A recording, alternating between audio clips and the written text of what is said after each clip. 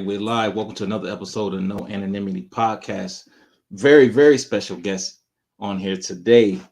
The one and only, the phenomenal coach, Gloria Peek. How you doing? Great, babe. How are you? It's always I'm good to see you. Oh, you too. Good. I'm good. I'm good. I'm so glad you took time out to come over here. Oh, yeah. I wouldn't Yeah. miss this.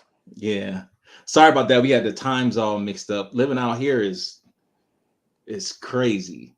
Because we don't do the spring forward or anything like that. It's just rec You, straight time. We don't do the fall back, spring forward, none of that. No daylight savings or anything. wow. Yeah, Yeah, we need to crazy. stop doing that, but hey, Yeah. so it does. It messes everything up. Mm-hmm. Let me get some of these notifications out. How was your trip to Africa? Oh, listen, I would tell anybody and everybody, especially our people, if you can get an opportunity to go to the homeland, you need to go Right. because, it gives you a different perspective. You really begin to see and understand about roots, Yeah. our roots, and where we come from. And it's important to know where you come from, you know. So it was just it was a great trip. This was my second time to especially to Cape Town, South Africa, which Mm, is extremely beautiful and a great place to go. Wonderful people. right. Oh man, yeah. I want to get out there. I want to experience that at least once in my lifetime. Go out there. Did you guys go anywhere else? Well, we started out in Qatar, and then we went to Abu Dhabi, and then to Dubai, and then we started to come down the coast. So we went to Tanzania, um, we went to Kenya, we went to Seychelles Islands, all Oh wow. along that area, and it's just um, a wonderful trip because it gives you the different perspectives of the different countries within Africa. Africa's a huge continent, Yeah. and Hmm. there's still a few places I haven't hit yet. So, Yeah. So, it's not like what they show us on TV. People got a bowl or fly soup. It's people over there thriving. They got nice cars, oh yes, homes, oh yes, businesses. Yeah. definitely. It's not what you see on TV. Now Right. we already know we can't believe everything we see on television today. Mm-hmm. Mm-hmm. Because people have a tendency not to tell the truth, and they definitely don't give you a really good perspective of what's going on. Right. Right. Now, how did you start off with boxing? Give us a little background history for those who don't know. Um, I got started in boxing through my father. My Okay. dad wasn't a fighter, but he liked to watch the fights. Mm-hmm. And he was always trying to get my brothers to watch the fights with him. And my brothers were into everything and anything else, but they weren't interested in sitting with dad watching the fights. But Right. I was his little girl. And so anytime he wanted to do something, I was down. So he always knew he could come to me. And chances are, I would. And so I started watching the fights with my father. And I began to really fall in love with boxing because to me it was a gladiator sport. It Mm-hmm. reminded me of the Roman gladiators, Mm-hmm. and you know how strong they were, both mentally and physically. Right. Um, and they would fight to the bitter end. They had no fear. They Mm-hmm. didn't care. You know, they had a lot of dog in them, Mm-hmm. and I was kind of drawn to that. And so every time I got an opportunity, I started watching the fights with my father. And the Friday night at the fights used to come on, which kind of before your time, but and Friday night at the fights, you got to see all the great fighters, Mm. all the top fighters, and they fought both in a lower weight class and a higher weight class. So it wasn't anything for a let's say uh, a light heavyweight to go up and fight heavyweight and then come back down to light heavyweight and then even go below there and fight. Wow. Nothing like today. You Okay. can't get these guys to you can't get these guys to fight the number one, number two guys in their own weight class, let They alone go up and fight a right. guy and then They go down and fight a guy. mm-hmm. So it's so different than it was back then. But with Friday Night the Fights, you could get to see all the top guys for free on television. Wow. You weren't paying $75, $100, to see guys, and they get knocked out maybe in the first round or stop in the first round. You done paid your money. You got to see nothing. Yeah. Yeah. So, but that's how that began my love with boxing, and I just was really drawn to it. And so, as soon as I got an opportunity to learn the sport, and I found out where I could learn it, and at that time, it was boxing was with AAU. That's what it used to be called, AAU. Oh, okay. And so I got an opportunity to get in there, to start learning what they had to offer. But the majority of my learning was really with other coaches, and also just putting my own team together and coaching and learning what worked, what didn't work, that sort of thing. Right. Okay. And did you yourself have any amateur fights yourself? No, I didn't get an opportunity to fight because at that time they didn't allow women to box. When I came along, women weren't allowed to box or to be in the sport other than to go and be a spectator. Right.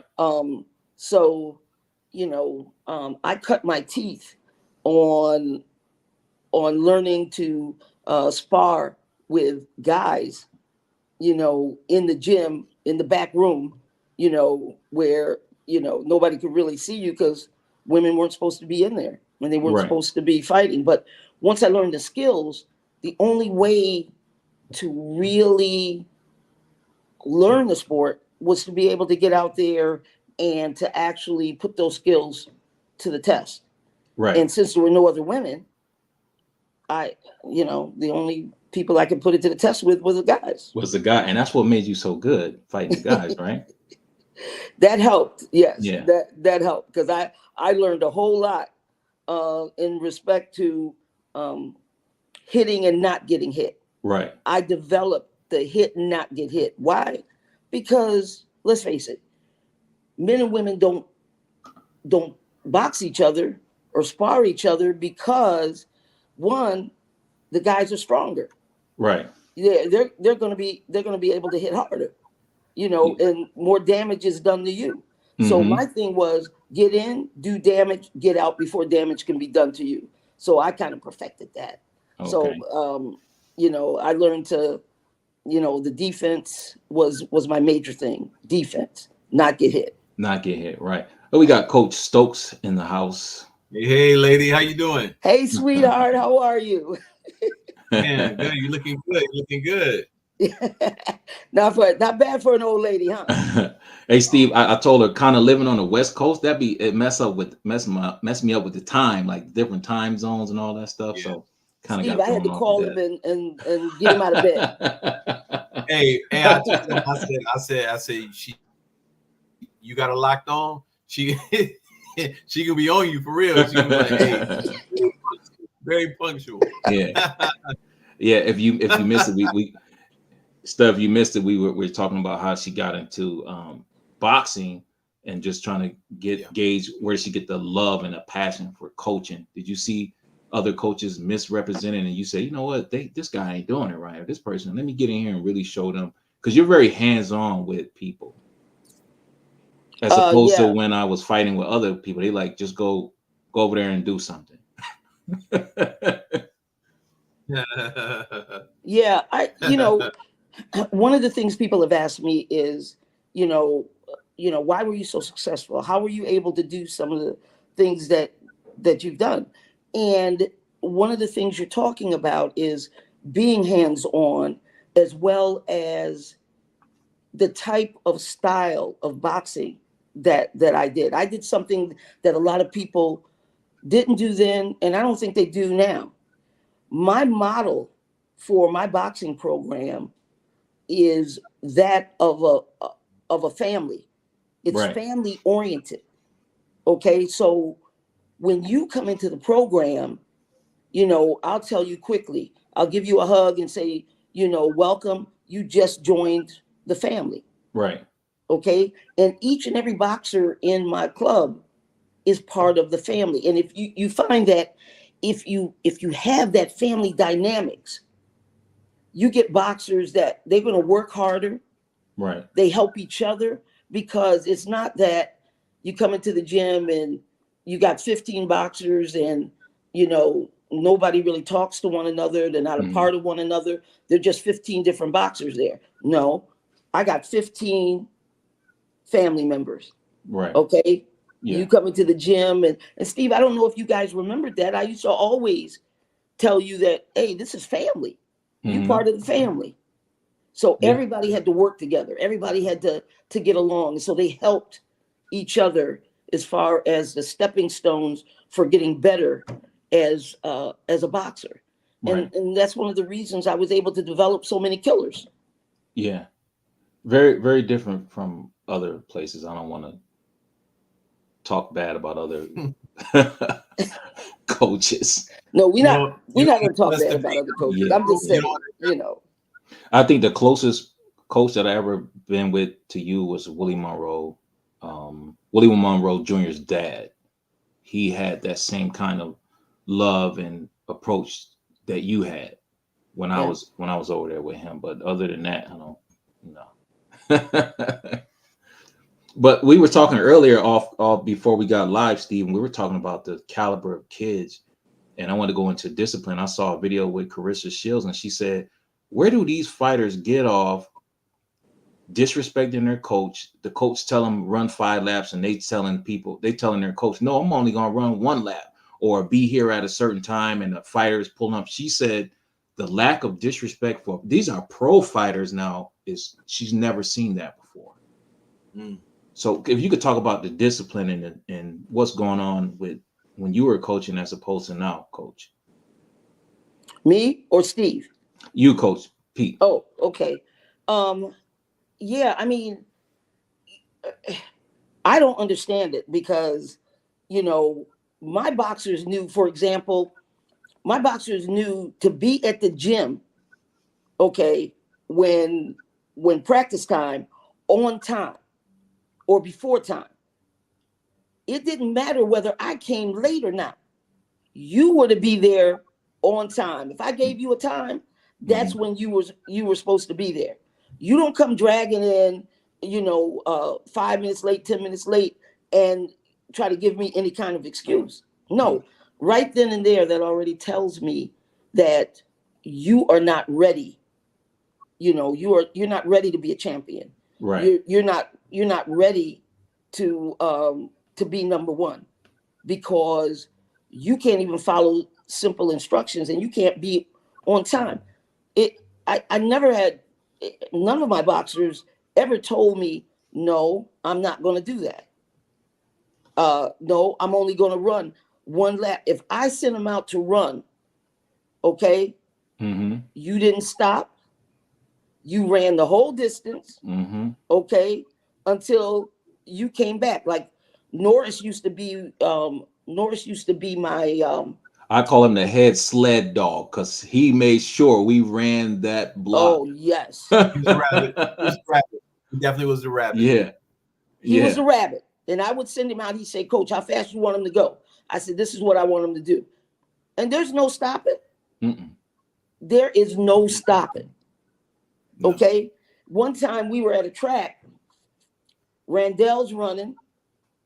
Okay. He had been out the night before. I know my boxers inside and out. I know if he lie. I know if he's telling me the truth. I know, they used to think that, I was psychic or something. So he had been out. I knew he had maybe a drink or two, but we were practicing. It was time to run. We on the track. He's running. all of a sudden, I see him way over there, stop, he's bent over.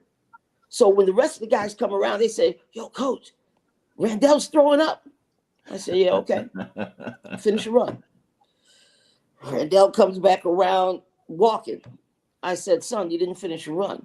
I don't feel good. I said, well, you're going to feel worse if you don't finish this run. Mm-hmm. I suggest you finish the run and we can talk about it later. Mm-hmm. So he went and started running. And all the boys were like, coach, he's throwing up. And your point being? Right. No, we're here training with a goal in mind. Right. We don't have time. I don't babysit people. I don't baby them. You know, you've got a job to do. I've got a job to do. And we both have to work at that job. And so you have responsibilities. Right. So the next time is practice time. You're not gonna drink that beer or whatever it is you drink because you know. The Red Bull or the Blue Bull, Jimmy. It don't matter, boy. You ain't, nobody gonna get you to drink it because you're gonna say, "No, man, I got to deal with coach tomorrow." I think I'm done. Yeah. I used to love. I used to love when we used to go on trips, especially when we go to Canada, and how they would look at us because they'd be looking like back then, especially back then, it was like women weren't supposed to be in the sport. Mm-hmm. So you was running everything, or you had female associates that helped. You know what I mean? So it was like they couldn't understand like how this woman got all these inner city black kids, majority, and they listening to her because we would eat and you'd be like, y'all better figure it out. Y'all gonna come up with a tip. And we had to scrap a lot of money together, but we appreciated that because at the end of the day, man, like, you know, I tell my wife all the time, I say, yo, Coach Peek wasn't like this, man. I was like, she's mean than you know what, man. She straight up. She didn't play. She, you know what I'm saying? She like when I tell them kids in Willingboro, I'd be like, yo, y'all got her on her downside. If you would have had her when I had her, man, for real, she would have broke a lot of y'all, for real. Mm-hmm. Yeah, that's just what it was. But I appreciate it because when Avenue D put me through that, you know, when they made me go through the court hearings just so that I can come over to NBC instead. I don't even know if you even knew about this, man, but they made me go through a trial, man, where they brought in all the sanctioning bodies, all the LBC presidents and all this mess. And it was like a boardroom, but it was Avenue D, and we had to sit down and they wanted to know why I wanted to leave. I said, because I wasn't getting I wouldn't get what I needed when it came to Avenue D, man. You know what I'm saying? I wasn't getting the right type of training, anything. So I told him that. And Don, of course, Don wasn't fighting me, but he's fighting Coach Peek because you know how it was. Yeah. Mm-hmm. Mm-hmm. But during that time, man, I just want to tell you thank you, Mom, because you know you had my back. But not only that, though, when I came in, I mean, everybody from Norris, Randall, Poochie, guys I still talk to today, they was like, come on in, man, we got your back. I can remember when I went to go get weighed in, Norris and everybody walked with me. And that made me feel good because I was like, yo, I ain't doing this by myself. Right. So I tell you, man, you've changed so many young men's lives, man. We older men now, but you changed so many of our lives when it came to being in our corner, you know, and doing the things that you do, because it's gonna be a sad day when you have to leave this earth for selfish reasons. But we love you, Ma. We love you. Oh yeah. Thank you, baby. I would tell all of you, you know, I loved y'all from the bottom of my heart. There wasn't a day you left that gym that I didn't either give people hugs and say, I love you, be careful out there, because, you know, you were family. And that's what family does. Family takes care of one another, no matter what. Yeah. Yeah. It was other guys at Avenue D that wanted to leave, but they felt like they owed loyalty to, rest in peace to Coach Rob and those guys over there. It was people that really wanted to come over to NBC and be a part of NBC, but they felt like they couldn't. Yeah, I was aware of that, and guys that had come to me, you know, have been with people a long time, you know, but they didn't get the training, they didn't get the development, their skill levels, you know, were stagnated, and Yeah. so they weren't able to be, you know, the winners and the champions they could be because of what was going on over there. And yeah, they were kind of afraid to come because, you know, they knew that they would give them a hard time. Yeah. You know, they would take them through hell and back. I mean, Steve's a good example of that. You know, but Steve was determined. Yeah. You know, he wanted to be a champion. He wanted to go on and be something special.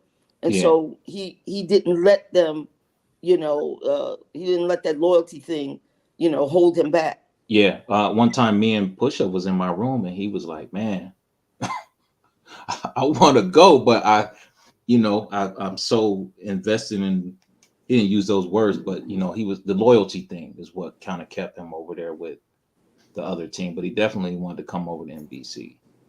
Hey Jimmy, tell her how I got you I got you to come over there. I was waiting on the bus with Don and to come pick us up, and Steve came out, was like, nah, we ain't going today. I'm like, where we going then?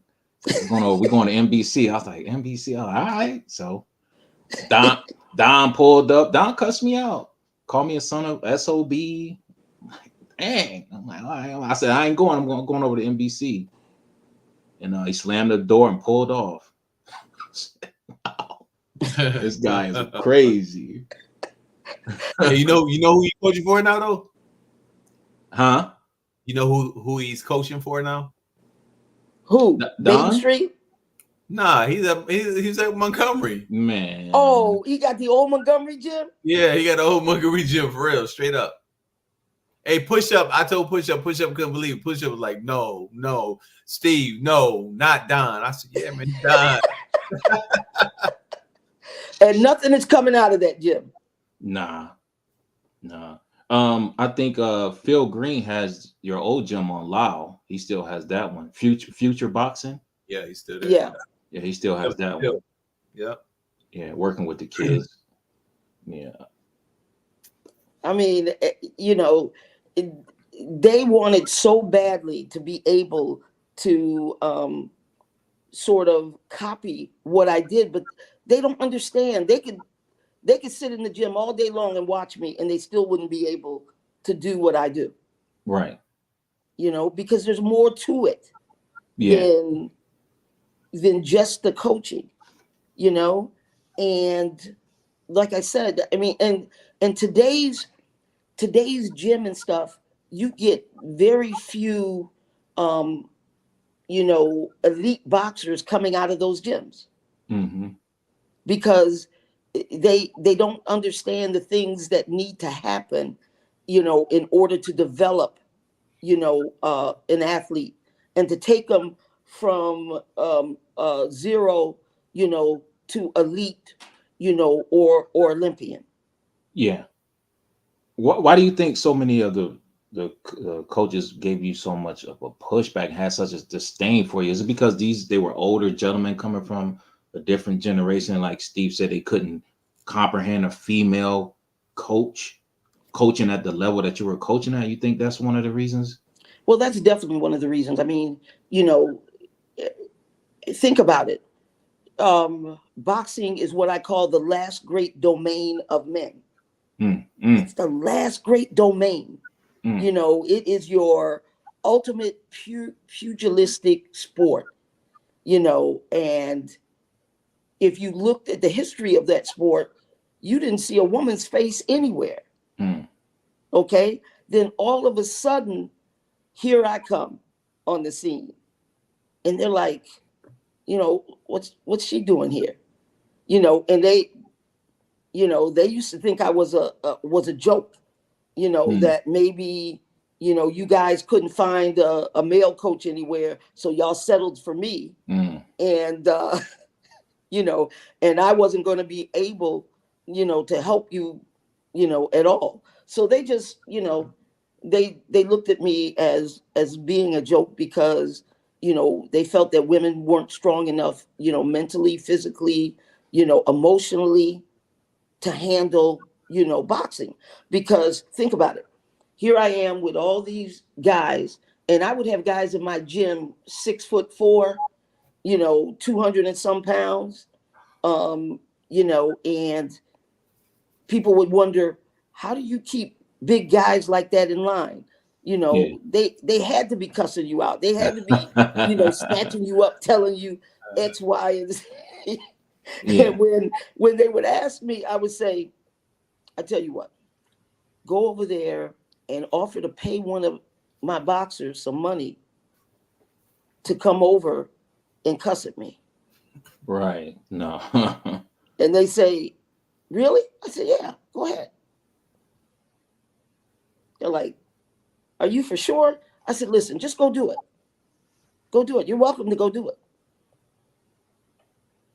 And they come back over there like, yo, this guy's talking about he gonna punch my face in if I say that I want him to do something to you that he gonna hurt me. I said, yeah, he probably will. And if I were you, I wouldn't go back over there. Right. I said, that's my son. That's my family. Right. I said, you're not gonna get them to come at me. You don't understand. You don't have a clue of how this works. No. Right. And it has to do, with the structure, that family structure.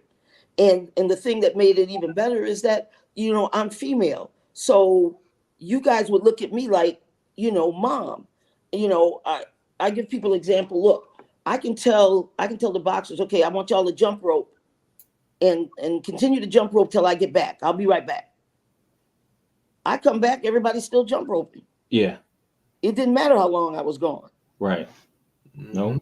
Because I asked you to do it. You did it for two reasons. One, you respected me as a coach and knew that I knew what I was doing. Two, I had that mom thing going. So, you're going to listen to your mom. Right. If your mom say jump rope, you jump rope. Yeah.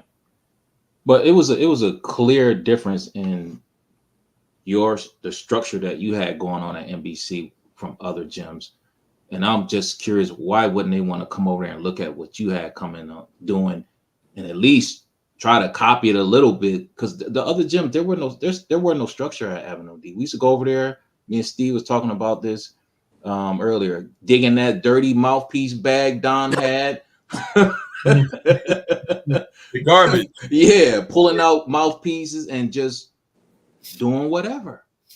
No structure.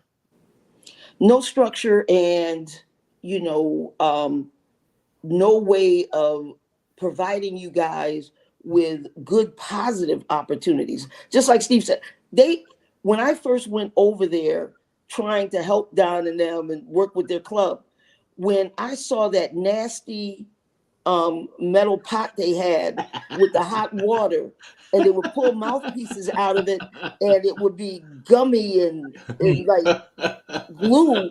I was like, and then I saw them stick it in somebody's mouth. Mm-hmm. I almost threw up. Mm-hmm.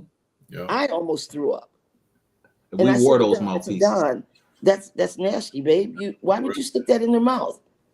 That doesn't. No, babe, please. Mm-hmm. So I would bring mouthpieces to the gym, new mouthpieces, kept them in my pocket, and I would slip them to some of the guys and say, no, use this one. Use this, babe. Don't use that nasty mouthpiece.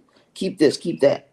And, after a while, and plus with my instructions on, how to jab, how to move, defense, stuff like that I was giving the guys. After a while, they didn't want Don in their corner. Mm. And they would boldly tell Don, no, Don, I want Coach Peek in my corner. That began the rivalry and the hate with Don. Okay. Because, all of them, push up all of them. After a while, they didn't want Don in the corner. Mm-hmm. They wanted me in the corner. Mm-hmm. Every time I was in the corner, guys were winning. Mm-hmm. And so, and plus they saw how I was trying to take care of them with like mouthpieces, and I bought some uniforms, and I gave them clean uniforms, not the ones that had stains in them from the back and the front. I'm just keeping it real. Oh man, them smelly gloves. Yes. Oh, the gloves were horrible. They ain't washed the hand wraps in 5 years. Oh man, your hands be smelling like that for a week. Mm-hmm. Listen, those guys could throw those hand wraps against the wall and they would climb up the wall by themselves.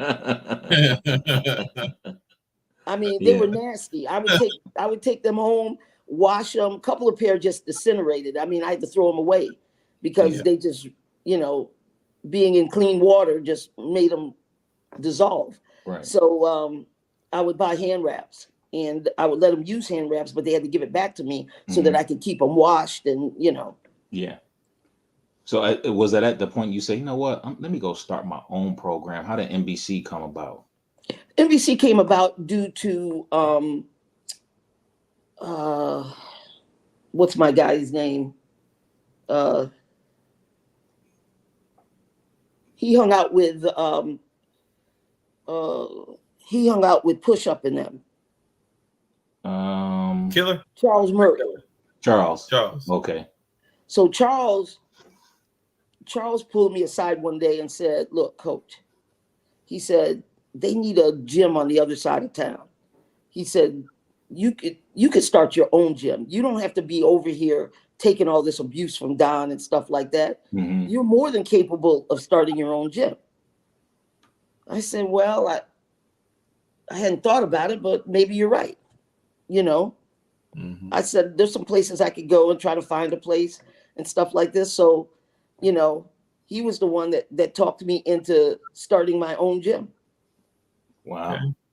Was he champion at that time? No, he didn't win the IBF title at that time. No, he didn't. He hadn't won it at that time. Okay. Yeah. He was on his way up. But he hadn't won it at that time. Okay. And did you receive like funding for it through the state? No. All out of pocket? All out of pocket, babe. That's the other thing. When you say, well, why are some of these coaches and stuff not successful? Why aren't they? Here's the thing. You got a lot of coaches that are in it. They want the notoriety.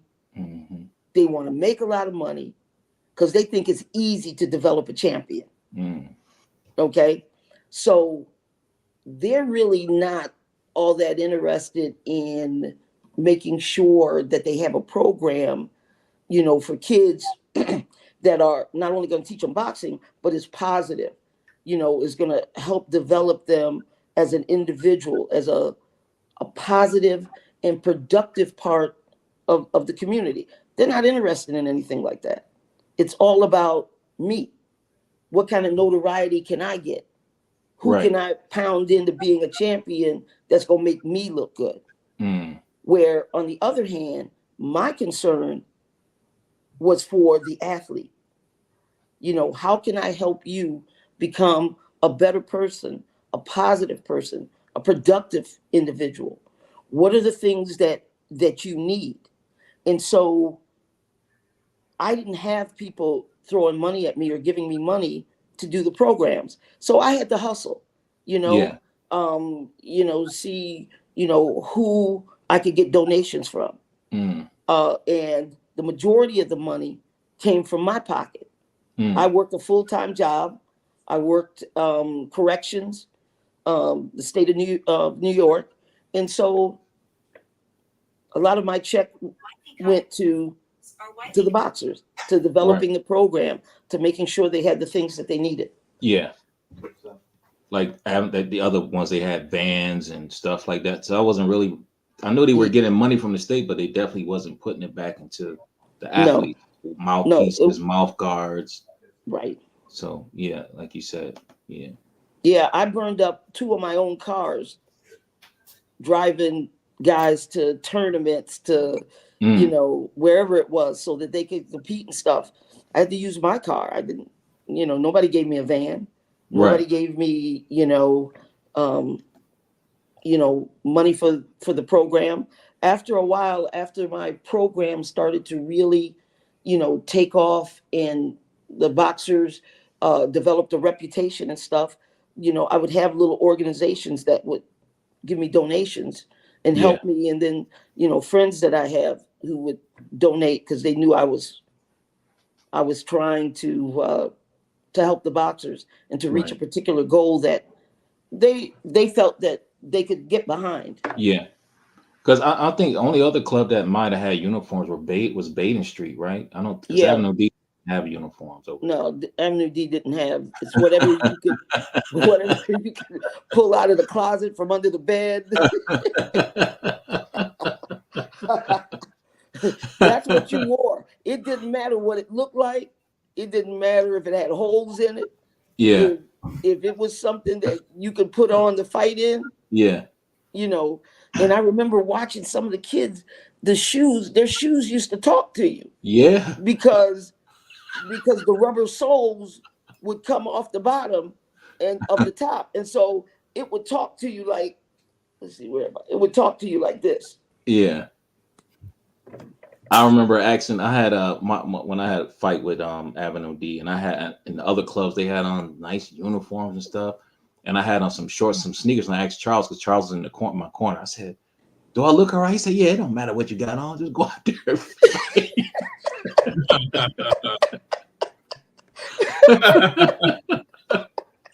I'm like, oh man, because that's what they were told all the time. Man, it don't matter what you look like, just get on out there, yeah, and fight.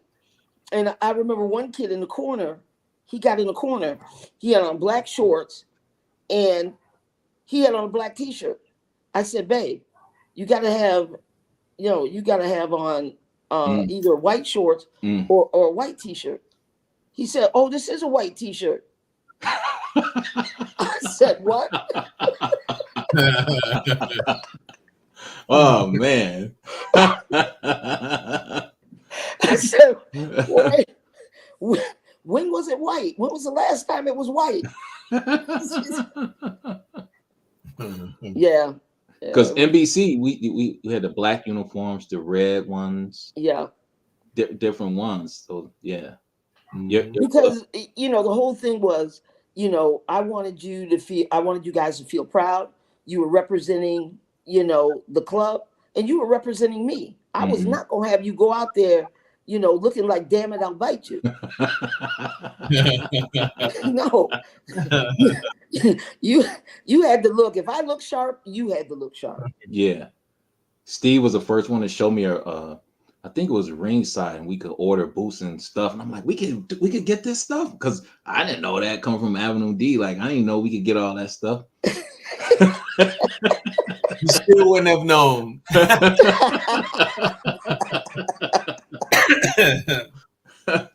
Man. Hey, Coach, I got a question. Okay.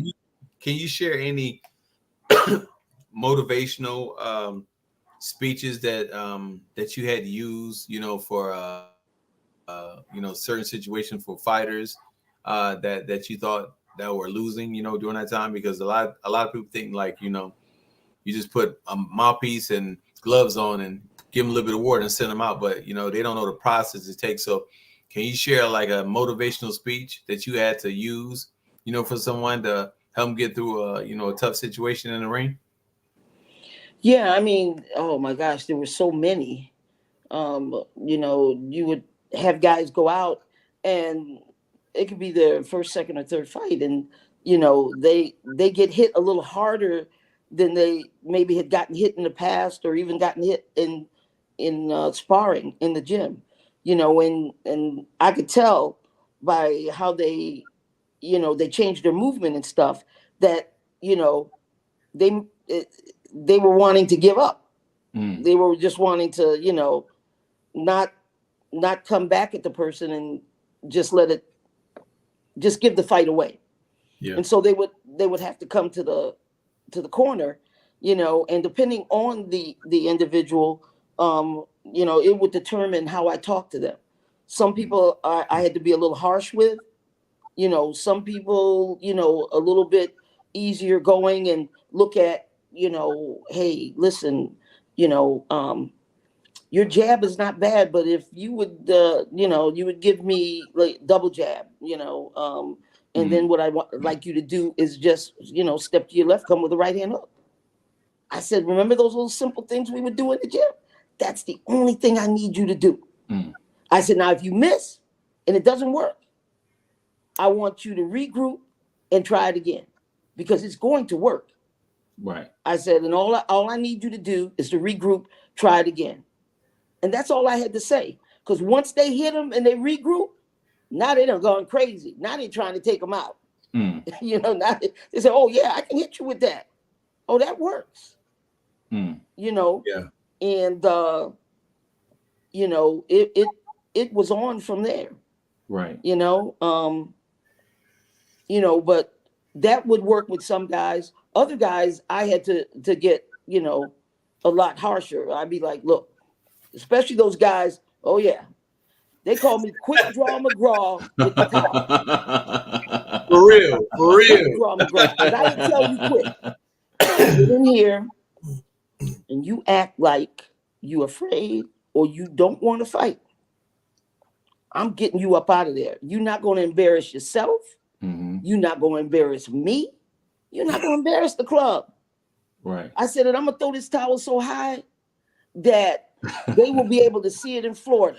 It's going to float down slowly, slowly. You know, guys would be, listen. Yo, we have to stop you. We have to stop you from doing it. Right. We have to like, no, coach, don't do it. Don't do it. Don't do it. guys sitting around on the bench with me, they would come running out there trying to grab me because they didn't want me to throw the towel in on them. You know, and because my thing was I throw the towel in quick. Oh no, you're not gonna get hit with that again. Yeah. You know, you done got hit too many times. You're not gonna get hurt up in here. So if you can't, all that work we did, you can't defend yourself. You can't come out and, you know, hit this person with a 3-punch combination, okay? Or a 2-piece and a biscuit. You coming up out of there, son. You coming up out of there quick. Right. Okay? Because I will throw the towel in on you. You know, so, I mean, I've thrown the towel in on guys. They try to pick the towel up and throw it back. No, Doug, you done. I did. Stud, can I ask another question? Yeah, absolutely. This for everybody, and I wanna hear yours first, Coach. But everybody, and I'm gonna include myself. But think of the funniest story that you've ever witnessed in boxing. The funniest thing. I don't know if it's gonna top mine. Go ahead, Mom. Go ahead. Here's one that was funny. This is Weasel. Remember Weasel? Yeah. Okay. Every time Weasel had a fight, he would go to sleep in the bleachers before the fight. Right before it's time for him to get in, he'd go to sleep. And I didn't know why he was doing that. And so I assumed that maybe he was scared. And that's why he would fall asleep right before. So he'd get in the ring and I would get in the corner. And I say, listen, son, you okay, right? You good? He said, yeah, coach, I'm good. I said, because you were sleeping up there. He said, oh, yeah, I'm good. I said, now you sure? There's no, you know. I said, listen, it's okay to have butterflies. Everybody has them. My concern is if yours is vultures. Because if it's vultures, we got a different issue. Yeah. Because it should only be butterflies. He said, no, I don't have butterflies. I don't have vultures. I'm like, okay. So I'm thinking that he's scared. He gets in the ring. The bell rings. Weasel goes at this kid and he hit this kid to the body. I swear, his fist went in one side. I saw it come out the other side. This kid went down like a ton of bricks. I was like, oh my goodness. This boy's a body snatcher. I couldn't believe his execution to the body and then how he would bring it up to the head and stuff. Stop the kid. Cold. Boom. And that's and we used to call him the body snatcher after that because he would just hurt people to the body. But I just thought this kid was scared because he would sleep. Right before, and he did that the whole time. He trained with me. He would go to sleep right before the fight. That's what Big George Foreman do. He chew his gum and go to sleep before the fight, and get up and go to work. I tell you, you never know, because they all have they have different personalities, different, ways of coping with things and preparing themselves to go to war. Yeah. But that was one of the funniest ones for me, because you couldn't get me to not believe that this kid was scared, because he just seemed like he was scared. Yeah. What weight class did Weeze fight at? Was it 119? Wasn't 119, was it? Yeah, because we used to have 119, 120, something like that. He fought in that weight division. Okay. He was strong. Yeah. Mm-hmm. Strong. Weeze was different. He was, man. Yeah. Fight. Yep. Yeah. So that, that was one of them. But I mean, I had so many kids, I had one guy who was fighting, and somebody told him that the guy he was fighting had just got out of prison and had killed somebody in prison. Wow. So he in the corner, he's shaking. You can hear his teeth rattling 2 rows back. And so I told the boys that were sitting down behind me, I said, listen, I think I'm going to have to stop this fight. Don't run up here and try to grab my hand to keep me from throwing the towel in on this guy. Because I think this guy is just a little shook by what somebody told him, about this guy. So the first round, he running around the ring like he's on a track field. Wow. I sat there and I was like, oh, yeah, I'm going to throw the towel in and I'm going to choke him when he comes in here. So I reached down for the towel, and I don't know if it's Randall or somebody, they grabbed the towel. They said, Coach, just give him one more chance. I said, if I give him another chance, he may not make it out of the fight. He going to run into one of these guys' punches because he's so afraid. And they're like, no, just give him one more chance. I let him go in for the second round. We had the running and all of that. I ran from the corner, grabbed my towel from Randall, hit him in the head, and then came back to the ring and threw the towel in. And stopped the fight. Get up out of here, boy. No way. No. Stud, I don't know if you remember this. We all went to fight in Troy, New York. Coach Peek. Did we have a van? I don't know how we got up there, but we all went to Wendy's afterwards to eat. And we fighting outside, Coach. It was outside. They had the ring and stuff set up outside. So I'm fighting the boy. And you said, if you don't start moving, I'm gonna stop this fight. This after the first round. This I probably had 3 fights in or something like that. Stud, that towel came flying in that ring, boy. The ref was like, and coach looked at me and said, you ain't ready. And that was it. Because, coming over from where I was coming from, I didn't learn about a jab or defense, any of that stuff till I got with Gloria Peek. They wasn't teaching that over at the other side. Yeah. So yeah, she throw that towel in. Man, I had to throw the towel in on a few guys. I mean, they didn't understand. No, you're not here to get hurt. Right. I'm trying to develop champions. We not here to get hurt, son. And the funny thing, you don't see the towel coming in as you're fighting. You just see that ref grabbing you. Like, go back over there.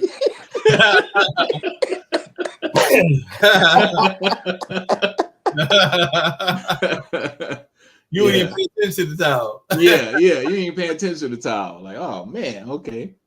Oh yeah, but I mean, Steve and them. I used to hear them tell me, "Look, Coach, don't throw no towel in on me. Let me go out on my shield. Let me die on my shield. Don't throw no towel in at me. I don't care what happens. Don't throw the towel in. Yeah. You ready to get shanked, stabbed, shot, anything besides that towel coming out. You're like, Yeah. don't do that. Yeah. This story, this is when I first came in, and I was with Avenue D, not with you, Mom, but you probably gonna be like, yeah, this sounds about right. But it had to be like in '88 because I started in '87. It was during the summer. I think we went to the Buffalo County State Fair, and he's boxing. And you remember how Don used to pile like about 50 dudes inside of the van? Yeah. Yo, dude's not even sitting right. They was on the edge of the seat. I'm telling you, some crazy stuff. We get up there. One dude, I don't know who he was, man, but he was talking so much stuff. So everybody was like, man, you better get out, man. You better show out when you do it. So he boxed, right? When he boxed, he had a curl. He had a Jerry curl. So he wrapped it up before he put his hair on. He put the curl back on. Then he put a swimming cap on the curl bag. And then he put the headgear on. He not knowing he baking his whole skull. Yeah. It's hot outside too when it was hot outside. So he got a curl bag that's suffocating his head, and he got that swimming cap that's even making it more worse. And then he got the headgear on top. First round come out, he doing good. Then towards the end of the round, he kept blinking his eyes. When that curl activator started dripping down Jimmy, it was all white around his face. So he was like, I can't see. Don got the towel, pat his face off. He go back in there. So he started screaming. He said, I can't see. The referee brings it back to the corner. And I remember he was wiping his face. Don was like, get out there, stupid. Get out there, box him. Yo, when I say he started hollering, he started running around that ring. That was it, man. They stopped the fight. But I had never seen nothing like that ever in my life, man. Dude got RSC'd by a curl activator for real. Great. Was it Dwayne? Wasn't Dwayne? Was it Dwayne? No, it wasn't Dwayne Hall. Okay. It wasn't Dwayne. Dwayne, he could fight with his curl. I don't know how he did it. This dude, I haven't seen nothing like that to this day, man. Because remember, the chemicals in curl activator when they first came out, it was real strong, real pure, man. It's very toxic. Very toxic. You know what I'm saying? So yeah. I had never seen nothing like that in my life, man. Coach, how did you get selected to be the first female Olympic boxing coach? It took me 12 years to make the selection. And the reason it took 12 years was not because I wasn't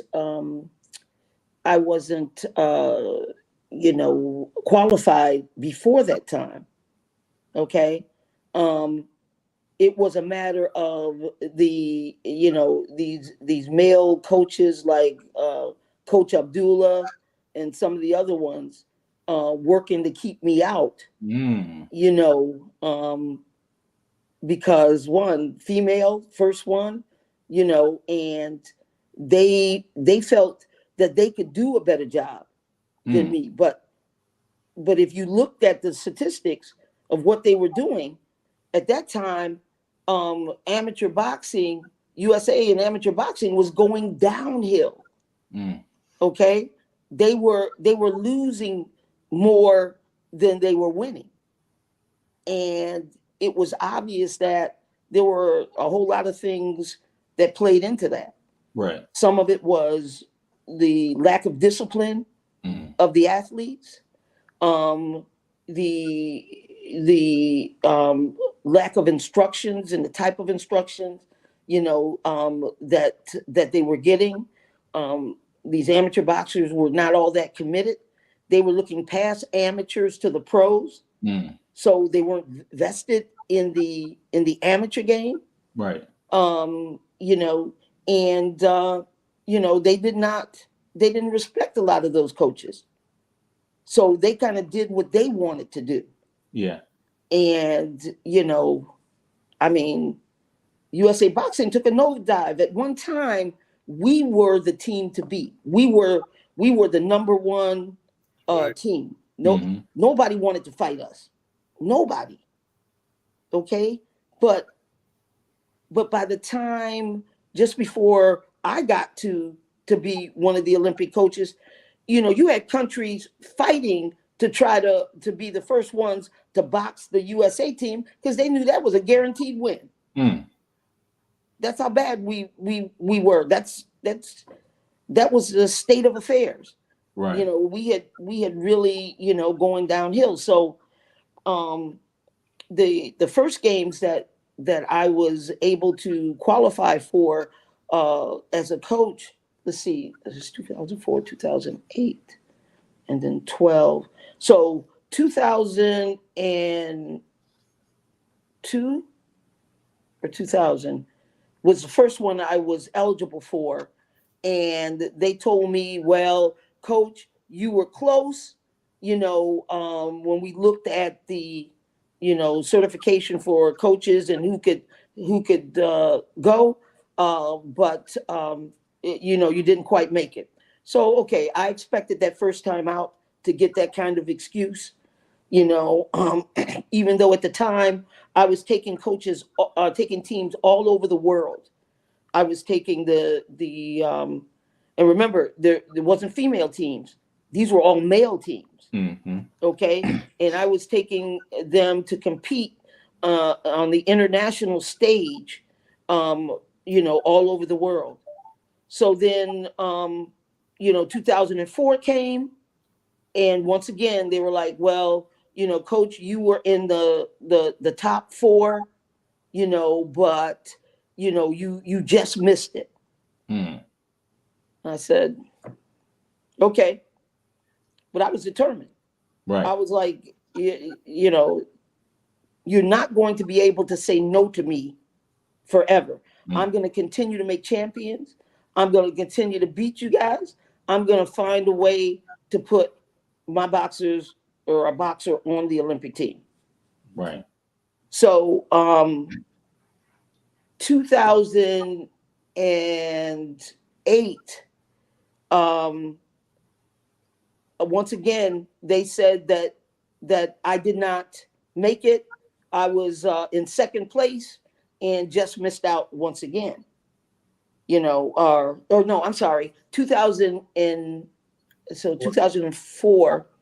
Yeah, 2008, I was going to be on the Olympic team as an Olympic coach. All right. And then I had Coach Abdullah call me and say, listen, coach, they're looking at putting you on the team as the Olympic coach. And, we were just wondering if maybe you would just sit out this one and let us, because, I've worked with these other coaches and we're pretty sure we're going to be able to medal and do this and do that. And, so I could have easily said, no, I'm going to take it.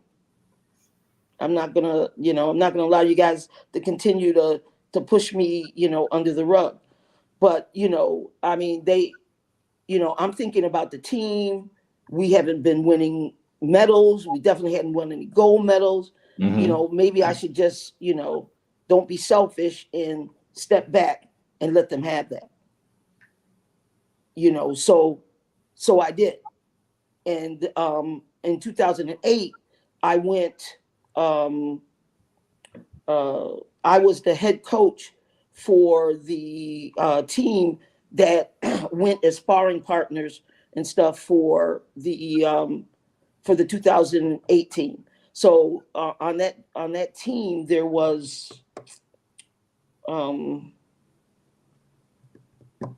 what's my boy's name?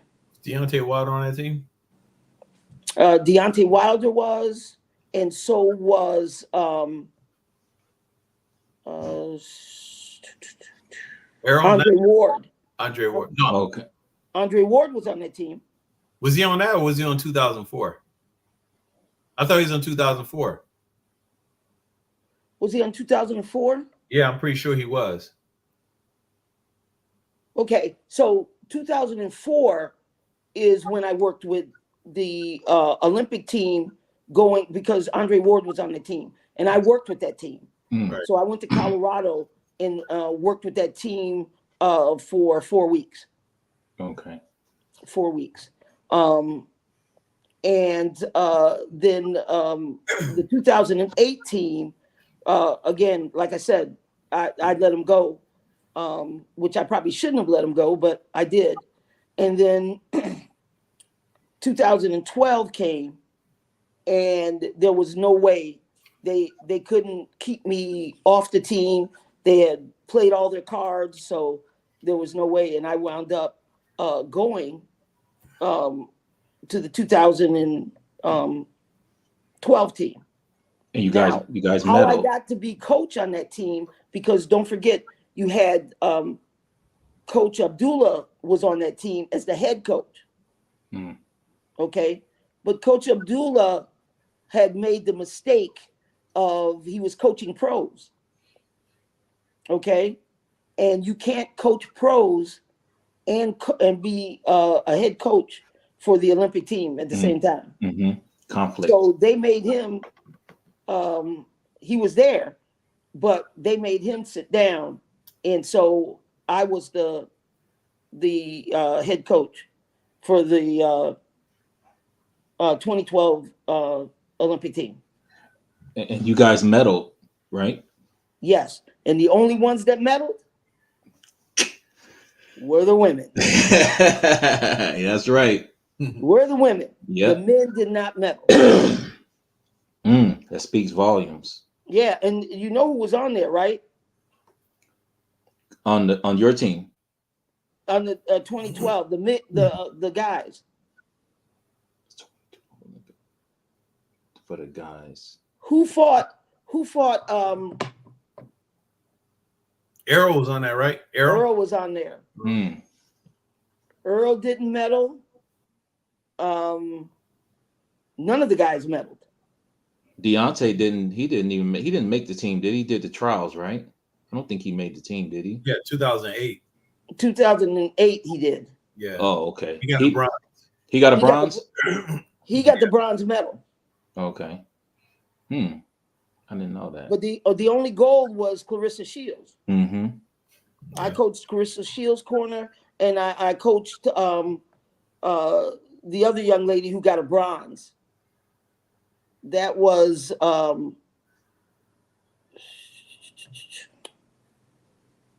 I can't think of her name right now. She was expected to get the gold. She didn't. Clarissa Shields got the gold.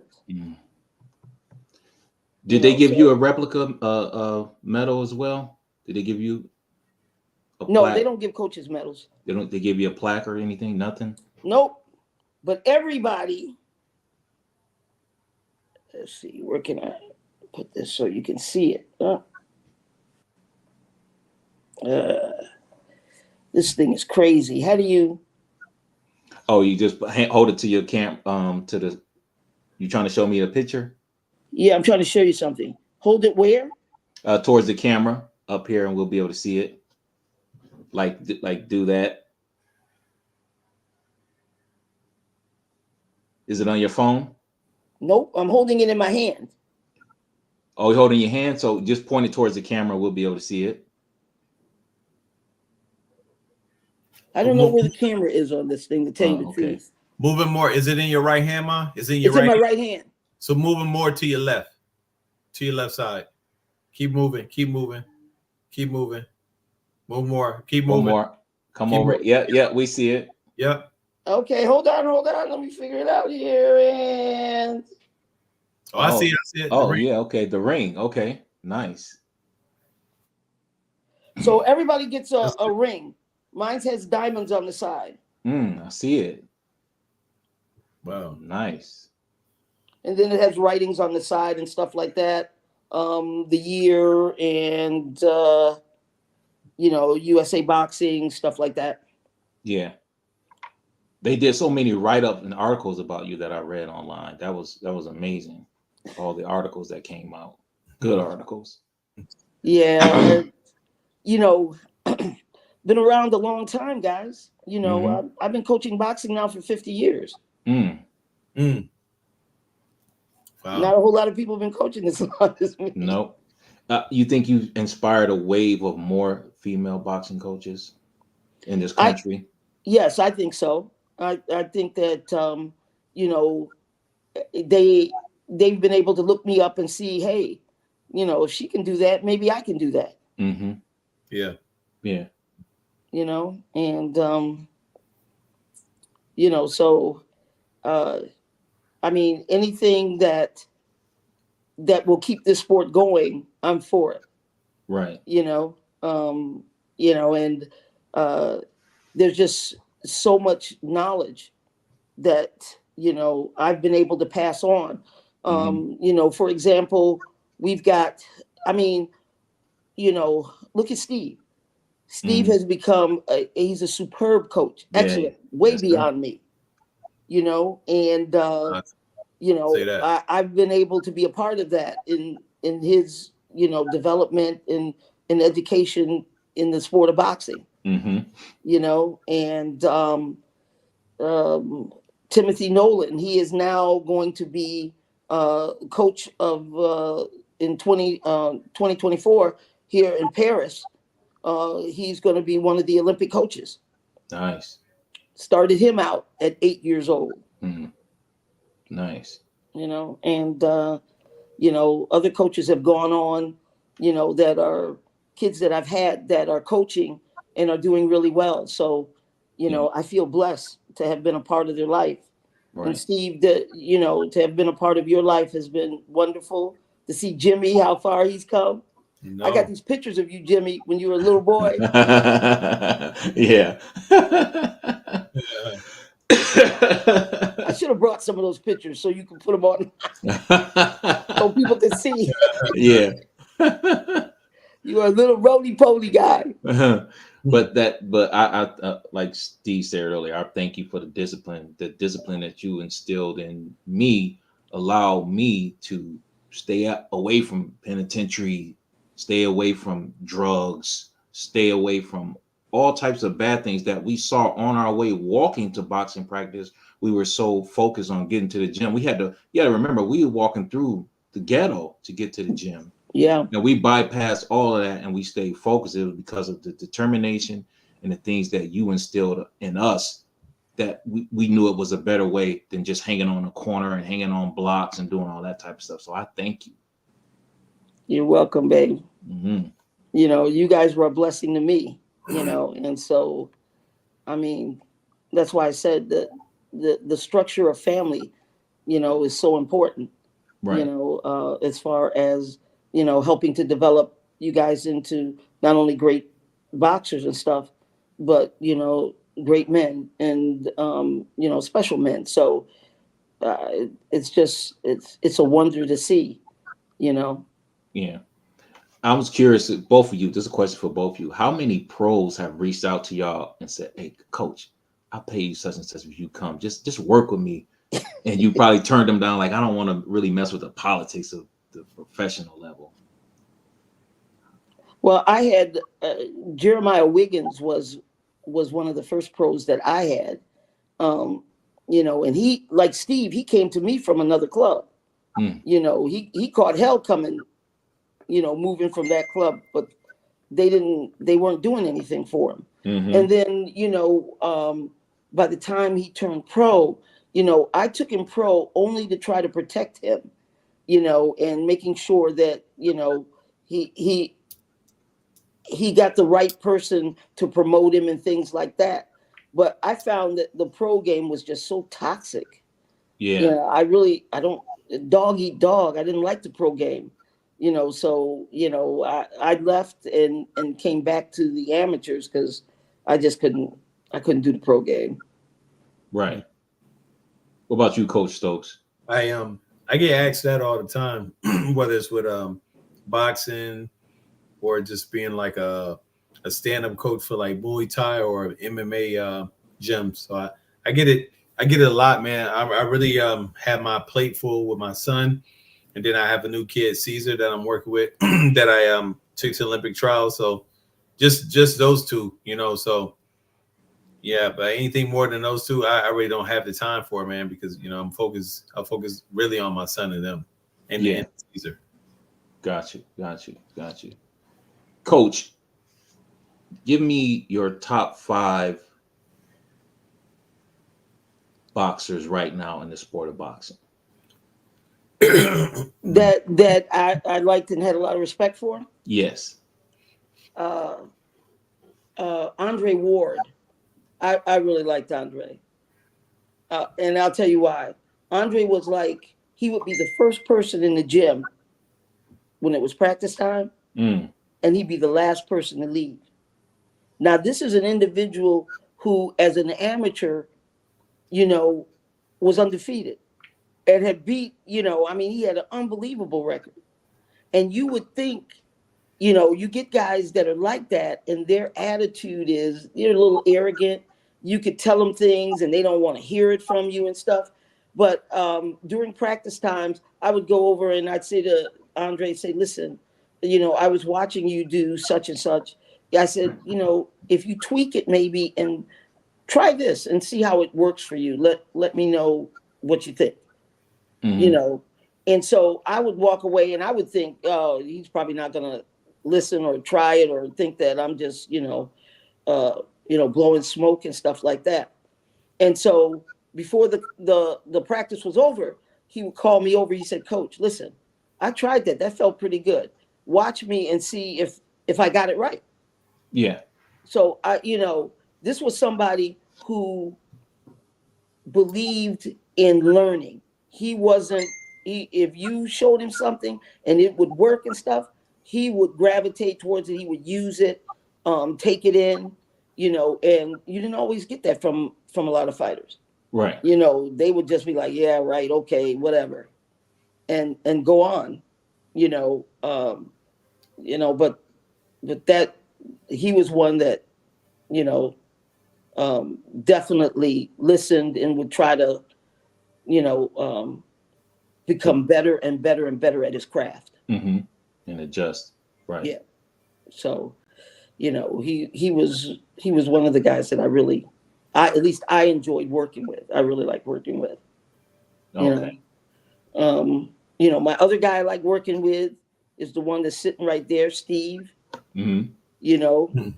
I like working with Steve, and I remember when it was you and Randall. I think we went to a tournament. Where was it? It was in Colorado at the Olympic Training Center, but it wasn't right at the center. It was. Was that the Golden Gloves? Yes. That year, that was in Denver. Oh yeah, okay. Was that in Denver? Yeah, that was in Denver. Yeah, that's when I was fighting for the Marine team, and I was fighting for the Tennessee team at that time. Right. Yep. Uh-huh. Right. And you and Randall, I was, working with you and Randall, and I remember having to run the ladies away from the room. You remember that? I remember that. I remember that for real. You probably right. Everybody got that, so Steve, what we talk about how strict coach was about girls coming to the gym? You better not come up to the gym while they practicing. I would be in the hallway, and I know Randall hated it, man. I would be in the hallway, and they would try to come sneaking up to the room. Yo, where you going? Mm-hmm. Oh, we were looking for. No, y'all down the wrong hall, baby. Y'all gotta leave. Wrong hall. See ya. Oh yeah. But no, but that was an excellent tournament, and you guys did really well. Yeah. I was very proud, and I just knew that you guys were going to be destined for some great things. Watching you perfect your skills and how you performed and how you did, and yeah. Yeah. I was happy. So somebody said, tell them about college. I think they talking about, I got into a little altercation in college. It just gave the boy a quick 2-piece. You Had gave him a 2-piece? Yeah, had his eye black. I didn't want to do it, but you know, he pushed me to that level. But Hey, I hey, think that's what he's talking about. is that him? Is he? Nah. He Oh, went to school. He went to college with me, but I think he's talking about this one particular time I got into it in school. But and I never tell anybody I boxed or I just, you know, try your hand. That's all. That's all. Well, my thing is, I would tell all the guys, you don't have to boast and beat on your chest like a gorilla. You don't need to, be telling people what you're going to do. You just, you do what you have to do. If you have to do it at the time, you do what you have to do. But, you don't run around, inviting trouble. Right. Yeah, But no, not my at thing all. was, Yeah. you didn't run away from it either. No, not at all. No. Yeah. Yeah, Steve's doing a phenomenal job with his son, National Golden Glove champion. Oh yeah. He's doing, and you can see a lot of Steve's um, coaching style. Well, you can see a lot of Coach Peek's coaching style, that discipline, that yeah. really knowing the craft of boxing and being. And Steve has a very high IQ with boxing Yes. from Coach Peek. Now, if he would have stayed over the other side, I don't think we would be sitting here talking about. Probably won't. We talking about other stuff. Yeah, we'll be talking about other stuff, but he definitely got that high IQ of boxing from you, Coach Peek, because you were one of the most knowledgeable, and I was just in awe. Like, man, even when I was over there with Willie, I'm like, Coach Peek knows so much, yeah, about boxing. It was crazy. Yeah, people couldn't believe that I knew boxing the way I know boxing. Yeah. And in training people the way, I train people. Mm-hmm. And it showed up over the years. Clarissa Shields was the first Olympian that I coached to an Olympic medal, but she wasn't my boxer that I raised from the ground up. Yeah. Keyshawn Davis, on the other hand, is a boxer that, I trained from the ground up and, produced an Olympian. And his brother, in fact, all three of them, I trained all three of them. And so Keyshawn went on to the Olympics, and it looks like Keon may make the Olympic team. Mm. So if that's the case, that'll at least be two. Yeah. And I'm still coaching, and I think I have maybe one more Olympian in me. Okay. I got two guys now that, I don't know which ones, but yeah, if I can stay healthy, then, I may have one more Olympian in me. Yeah. Now, one last question. Montgomery Center NBC Boxing, is that your legal, how can I say it? Does that club name? Yes. Does that belong to you? Because that belongs to me, Montgomery Boxing Club. Okay. So Steve, what does Don, what is he calling what he's doing now? Hey, I talked to Jesse Noble. Sorry, Jesse, for dropping your name like that. And Jesse was saying, like, yeah, Don working at Montgomery Boxing Club. He the head coach. Because see, I think a lot of people are trying to ride the wave of what the foundation of what you put down, Coach Peek, and he'll never be able to do. He can't even come close to what I did. Right. Not even. He doesn't understand the dynamics. He doesn't understand, boxing. Don's been in boxing maybe almost as long as me, and he still doesn't understand it. No, he doesn't have that IQ. That's why he can't produce champions. Yeah. Because he doesn't understand what it takes and what's required, as a coach. Yeah. The development, the patience, mm-hmm. the timing. Like Steve, when you work with Diesel, what are some of the most important things that Balance. you do in order to get him to that next level? You talking about exercises wise, or Well, you talking about exercise mental? and skill things. Definitely balance is the key. Because without balance, you don't have anything. Footwork, Hmm. defense. Mm-hmm. I use defense before offense because what is most fighters scared of them having in them getting hit, right? Mm-hmm. Yes. Teach them defense and teach them, what, I can protect myself. They're not gonna be afraid to try other things. So defense, offense, definitely. Knowing how to think within the ring. And I don't show them a lot of punches in the beginning. It was the basic punches, the jab. You know me, man. I'm a jab man all day. Jab, jab, jab, jab some more. Yeah. Jab, jab, jab. That's just how it is, and repeat. Yeah. But just like what Coach is saying, just taking my time and not rushing the process when it comes. You have a lot of guys that have bad habits real fast, and they condition those bad habits. When you condition those bad habits, it's hard to get out of it. Right. You might get a kid he think he's good, but then when he comes to you, he realizes I'm not as good as I thought I was, because he Right. doesn't. He went from the third grade all the way to the ninth grade. He skipped all that in between. So yeah, that's what I do, and we do the same thing every day. It's basically the same thing every day, man. Conditioning, technique. We work on power, and then we do our sparring. We put everything together in sparring, and then we Right. move. Nice. See, some coaches, they feel that they can develop their fighter by just having them spar all the time. Yeah. But No. but when you do that, whatever bad habits they have come with them. Yeah. So all you're doing is ingraining bad habits that's going to cost them in the long run. Yeah. And like things that I do in the gym, which are not, you don't see a lot of coaches do, like Steve said, balance and footwork. One of Mm-hmm. the first things I do is make my boxers dance. And people Yep. be like, what? I said, yeah. I said, because balance and movement is everything. Mm-hmm. Okay? Everything starts at the feet.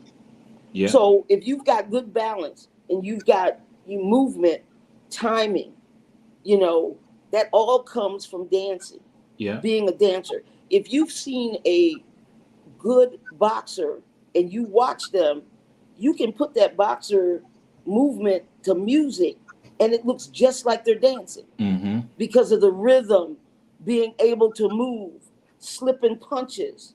It's just a little slip here, move, bam.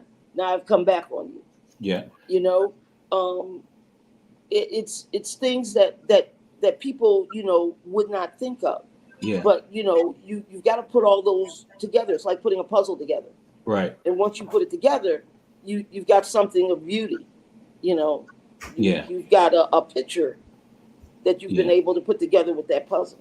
I remember you used to have this lady, I believe she was a ballet instructor, and she would come over and we would just do an hour of stretching. We'd be out that's when we had the gym on Lyle, I believe, Yeah, upstairs. Lyle Avenue. Yeah, She and we was would with the Garth Fagan dance troupe. okay, yeah, and we doing all And type of contortionist moves and stretching. yeah, I remember when I first brought her over there, them guys were like, Coach, we not putting on no tutu and dancing around. I said, I don't need you to put on a tutu, but I need you to do whatever she tells you to do. If she's Yeah, stretching you, you yeah, better stretch. yep, and we Okay? stretching. I get to the gym, dip, be like, man, we doing defense today. Nobody like doing them defense drills. I'm like, all day, like, yeah, we doing Yeah. defense. With the jabbing like that with Yeah, the glove on the stick. yeah, yep. Oh Like, yeah. okay, yeah, That but that defense. that glove on the stick was everything, man. Mhm. That glove helped you. If you didn't move your head, you got hit in the nose and face all day long. Yeah. I don't see a lot of coaches doing that. Even, like Deontay Wilder. I was wondering like how he doesn't have the basics of boxing. Like I don't understand how he got so far with not understanding the jab, footwork, head movement. Because Dante relied on that one knockout punch that he had. you know, and if he could hit a guy with that, he could put him out. But the problem became sooner or later, you're not going to be able to hit everybody. No. And you're gonna wind up being on the other end. Yeah. And so Dante never learned the basics. He didn't have the tools in his toolbox that would help him to for longevity and to win fights and to stay out there and really do, some damage, because he just relied on that one punch. And his hands way down here. I didn't understand who's coaching him? You can't rely on that one punch. Steve, you're talking about Dante and Wilder and how he was. Jimmy was saying he didn't know how he went as far as he did with not having the other skills that he needed. And I said because he relied on one punch. If he could hit you with that right hand, he could put you out. But if he couldn't hit you, he was in trouble. Yeah.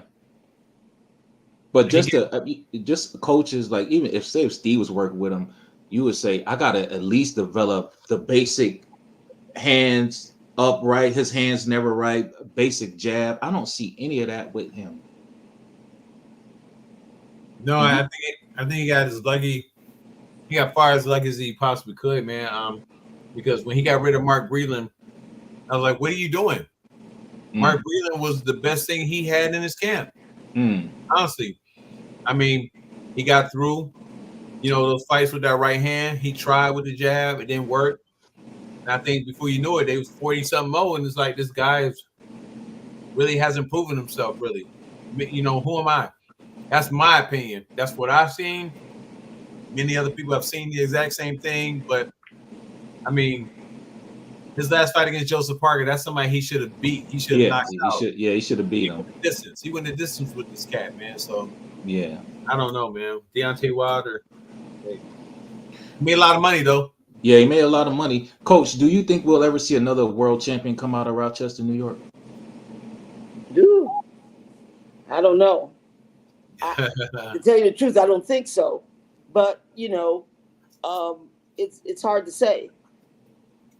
It's hard to say, but I don't see any coming out, because I don't see anything coaching there that any coaches that would develop that kind of fighter. That discipline. Yes. Mm-hmm. Yeah, they don't have that discipline. Yeah. So Steve's son, he wouldn't count, because he's not. He wouldn't be from Rochester. No. So no, he wouldn't be from Rochester. Yeah. No, he he doesn't count. He would represent through proxy, but he wouldn't count. Right. Yeah. Oh man. What I want to ask you, I would love to see you work with Willie Monroe Jr. I both of you. I would love to see, because I still think he got something left in the tank, but I just think he's missing. What is Willie doing? He's getting ready for some fights. I think he's getting ready for some fights, but I just want to see him with a really good coach that has a high IQ with boxing, and at least give him one more shot at being a champion. Right. Who's working with him now? I look like himself from when I see him on the videos. I don't know who his team is or whatnot, but I reached out to him. I told him, man, I would really like to see you do well. Surround yourself with some dogs, man, and just I mean, if he's trying to train himself, that's not a good thing. That's not. Yeah. No, not at all. Yeah. Or even go back to your dad. Your dad was a good coach, but I don't know. Like you said, the politics with professional boxing is just crazy. It's all about money, and like you said, guys ducking each other. Like when we came up watching boxing, everybody fought everybody because everybody wanted to be the best. It was cool to get the money, but it wasn't about the money. It was about your legacy and you being a real champion. Now everybody ducking and dodging and got excuses and water clauses in their contracts and the dehydration clause, in their contract. So it's a different game right now. Yeah, it's a whole different game. It's not the same at all. Mm-hmm. I mean, it's just, they duck everybody. Nobody wants to fight anybody. They beat up on these guys that, they shouldn't be fighting, and give those little guys a chance to try to work their way up. They can't, because they're getting beat up by these, number one pros and stuff who need to be fighting one another. Right. Like Adrian Broner, if he was with you or Steve, he'd still be champion now. He's missing discipline in his life, and it's such a talented guy, but he doesn't have a coach to put him in his place. Oh yeah, I would have choked him up by now. First of all, he couldn't do all that cussing and stuff around me, with me, and he definitely couldn't do it at me. The way he was doing some of his coaches and stuff, he wouldn't have lasted with me. Right. Me and Steve was offline, and we were talking about Bernard Hopkins, and he said his coach, after a fight, big fight, championship fight, he wasn't allowed to go to no club. He wasn't chilling with no girls. Coach was like, you got to go get in the ice, get up tomorrow, because we're focused on the next fight. And that's what made him such a great champ, that discipline. And a lot of fighters, not just in boxing, but in life, period, these kids going crazy in school, they don't have any discipline, man. One of the most important things that's needed in life is missing from these kids' life: discipline. Right. I mean, their parents, unfortunately, some of their parents can't even provide them discipline. Nope, not at all. Oh man. Do you feel like it's because we live in a microwave society where if you watch basketball, or for even football for that matter, if you were a Cleveland Browns fan, stud, you knew what it was. You was a Cleveland Browns fan, and you probably knew they was gonna go 0-16. I love that team. Right. I was like, these kids, they expect these kids to win a championship under 10 fights. Or, it's like, what have you done for me lately type of, attitude when it comes to, all right, you won this. So they don't even get the guy just won a fight, won a big world championship. Now it's like, okay, what about this person? Man, let that guy relax. Let him chill. Let him enjoy this victory right now. So do you believe that, this generation is like that because, things come so quickly nowadays? For example, so quickly and so easily. They don't have to work for anything. Nope. They don't work. We had to work for stuff. I mean, truly work. Yeah. Sweat. I mean, these kids don't work for anything. No. It's like, give me, you owe me this. Not that I have to work for it. You owe me this. Right. Or you got these kids going out for jobs and they want to be paid big money just starting out. They don't want to earn that money and work their way up. They want the big bucks starting out right out the gate. Right. Yeah. They don't believe they have to earn anything. No. Or they have to work hard for anything. Yeah. Stud, you had walked away, and I was asking Coach if she remembered she had the ballet instructor used to come to the gym, and we stretched for an hour. It was the lady from Garth Fagan's dance troupe. Oh yeah, Garth Fagan. Yeah, and Evander Holyfield, he had a ballet teacher. Teaching him stretching and footwork and all that stuff like that. So that's important. Yeah, with boxing. Yeah, but I think you two are like the last OGs of the real boxing coach who really understand that it takes more than just sparring to become a champion. You got to be disciplined. You got to discipline the fighters. They got to listen to you and they got to respect you. Yeah, I'm old school, and I'm proud to tell people I'm old school because I know it works. Oh yeah. Oh yeah. I know it works. We couldn't be late for practice. It time and time again. So you remember that? If we was late, we couldn't be late for practice. Couldn't miss no days at NBC. Hey, you remember running the stairs in that church? Man, yeah. Jeez. Yeah, I remember somebody had said to me, Coach, I can't come tomorrow. I said, why? It's my birthday. I said, and your point is? You're already born. What's the problem? But I need to celebrate my birthday. Celebrate after you win that fight next month. And then, we'll celebrate your birthday. But right now, No, babe. Yeah. You better be at practice. Right. Coach, how did you get Oscar De La Hoya to come over to our gym? He was coming in town, and his coach wanted to be at, one of the best amateur gyms, in the city. And so they had called me for some reason about him coming over to the gym. He said to me, they say you have one of the best amateur programs in the city, and we need Oscar to come over, and we need an amateur that can spar him. I said, well, take your pick. All of them can spar him.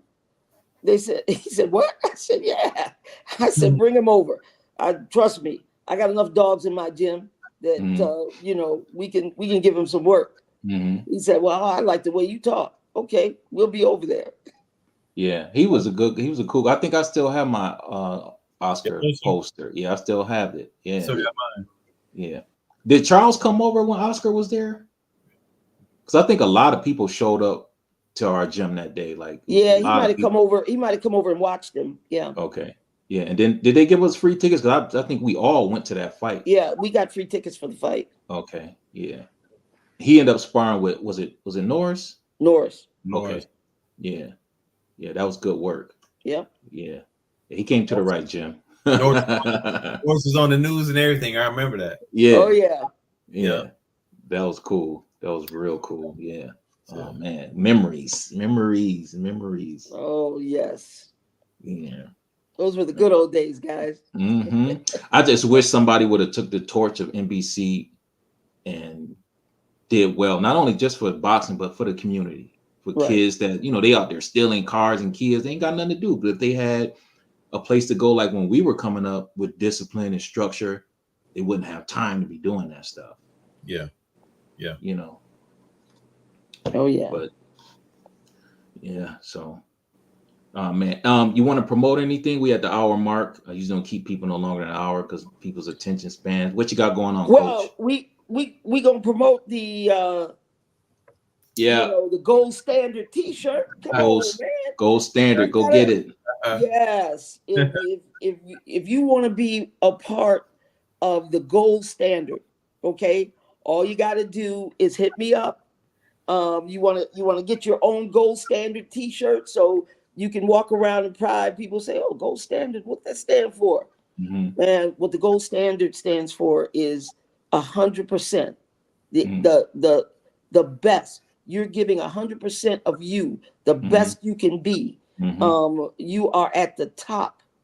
Okay, you're at the top of the pinnacle as far as what you're able to accomplish, what you can do. And it doesn't matter. It doesn't necessarily have to be boxing. Right. It could be anything. Football, basketball, whatever. But in order to get there, you need that gold standard. That's right. So I'm promoting my gold standard T-shirt. And Coach, if you send me the link, I'll put it in the description so people can click on it and it'll take them right to your website okay. And they'll be able to order the T-shirt there. You have more colors, so you have red, right? I think you have red. I don't right now. I have it's gold and black. Gold and black. Okay. And I can get red, but right now it's just the gold and black.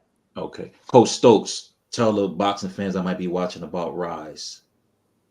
Oh, so Rise program is Rise, RYSE, stands for Resilient Youth Striving for Excellence, and basically we are supporting boxers and their coaches of sponsorship on getting to local shows that they may not be able to get to, regional tournaments, and as well as the national tournament. So that's what the Rise program is for. So if you know anybody who has a good coach and was a good kid who is having trouble with sponsorship or those type of financial stability type of things, man, just let them know. Go to Stokes _boxing, STOKES _boxing, BOXING, or Stokes House Boxing Academy on YouTube. You can contact me there, and we can go over the particulars even more. And also in November, we're having our first boxing match, the first annual Devil Dog Boxing Classic. Coach Peek will be out there. She'll be coming from New Jersey. We have people from DC, people from Washington, Northern California, Southern Cal, people from Texas, so people from all over. But we're doing this annually, yearly for the veterans. So come out, please support and enjoy yourself. And they're gonna be match bouts with belts as well. So it's gonna be a belt show. So it's gonna be really good. Nice. If you send me that link, I'll put that link in the description too, Stud, so people can be able to click on there. Coach, I want to thank you again for so much. If I got to give you your flowers now while you're alive. I love you to death, like my second mom, for the discipline, to being mad at us, making us run all day. That stuff, those things built character, and I'm a living witness that those things are the things that are missing with a lot of the kids today. So from the bottom of my heart, I thank you so much, and I love you to death, and I appreciate you coming on this podcast. Thank you. Thank you. Yes. And you always welcome to come back over anytime you want to. You can pull back up over here. All right. Sounds great. All right. Thank you, Coach. Love you, babe. All right. Love you too. Love you, Steve. Love you back. Love you back. I'll send you this video, Coach, so you can share it too. Talk to you soon. Yes, please. Okay. Please. All right. Love you, Coach. Love you guys. All right. Bye-bye. Bye. Stud. Stud. I wanted to keep Stud on. He got up out of there real quick. Another great episode, the No Anonymity Podcast. That was a phenomenal coach, Gloria Peek, my boxing coach for many years growing up as a child in Rochester, New York. Just a phenomenal woman. The first female Olympian boxing coach. She made history. Again, I'm gonna put the link in the description. You can get this shirt. Is the gold standard. Like she said, it's not just about boxing. It's about gold standard in your life. Anything you want to do in life, go ahead and do it. Thank you guys for rocking with me. Please hit that like button, subscribe to the channel, share this video. Until next time. We had a legendary Booker T from WCW on last night. Epic show. A lot of back and forth banter. That was good. We on a roll. I appreciate y'all. Love y'all to death. Peace. I'm gone.